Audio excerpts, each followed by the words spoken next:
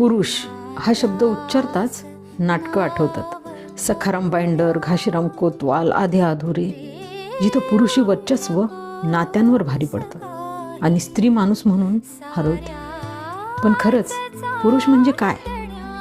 तर पुरुष म्हणजे सत्ता नाही, तो जबाबदारी आहे.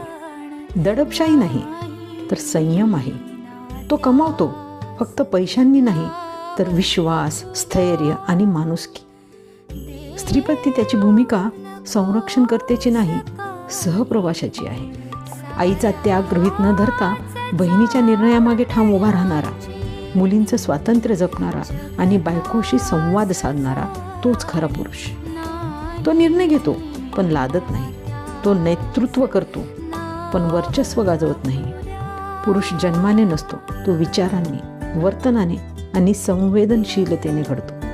जो घरात समता जपतो तोच समाजात माणुसकी जिवंत ठेवतो. हा खरा पुरुष.